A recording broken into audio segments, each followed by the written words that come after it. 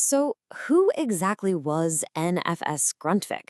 I mean, this was the man who would go on to completely reshape Danish culture, education, you name it.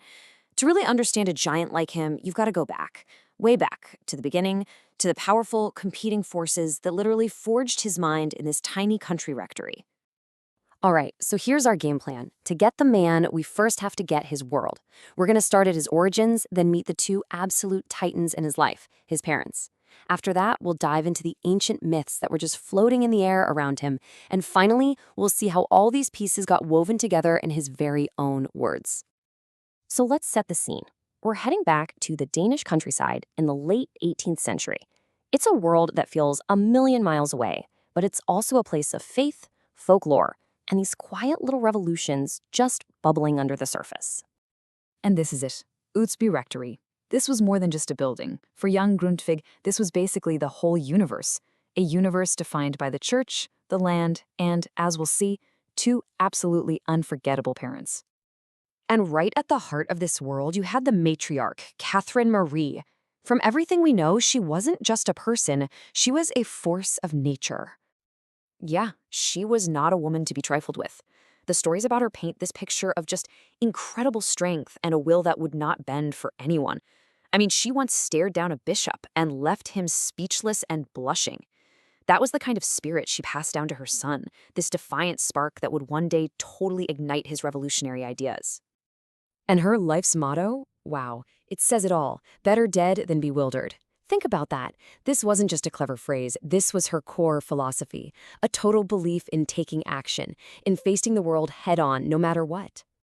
Okay, so if his mother was the solid, unshakable earth, then his father, Johann, was the stormy, visionary sky. He was a pastor, sure, but not a simple one, not by a long shot. For Johann, faith wasn't about quiet reflection in a peaceful church. No, for him it was a battlefield. He had these deep, overwhelming visions that plugged him right into the most dramatic, intense parts of the Bible. And this right here gets to the heart of his inner world. He didn't just read the book of Revelation, he felt like he was living it. He literally saw himself as the Apostle John, exiled on that island of Patmos, getting these terrifying and glorious visions straight from God. He actually said it himself. My name is also John, and prisons are many, and I am also in prison. Just imagine being a kid and hearing your father say that.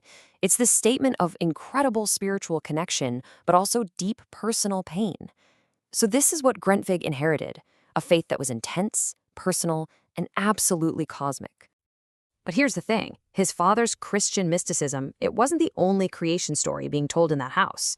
There was this other, much older world, living and breathing right there in the heart of their home. So while his dad was in the study wrestling with apostles and revelations, young Grundtvig was in the kitchen. And in there, he was listening to an old serving girl named Malene, and she was telling stories from the pagan past, the old Norse myth that had been passed down for centuries, word of mouth. So you see what was happening, right? Young Grundtvig was basically raised between these two gigantic and totally different worldviews. In one ear, he's hearing about sin, judgment, and salvation coming down from heaven. And in the other, he's hearing about life being breathed into the very wood of the earth by these wandering gods. And the Norse creation story he was hearing was so physical, so tangible. You could see it right here. It's this collaborative act. The gods find a couple of lifeless trees, and each one gives a gift. One gives spirit, another gives senses, another gives blood. Humanity doesn't come from dust. It's literally carved right out of the landscape. So you've got a fiercely determined mother, a visionary father, and a head just buzzing with ancient myths. How in the world did all these powerful forces combine? Well, we can actually see it happen in Grundtvig's own early writing. Back in 1815, he wrote this poem for his parents. It's called Parental Love, and honestly, it's like a blueprint of his developing mind. It's where you can see all these different streams of thought starting to merge into one powerful river. He kicks things off by talking to his mother. And notice the mix here. He acknowledges everything she's done for him, but not with some empty praise. He does it with a prayer, grounding his love for her in the Christian faith that he got from his father.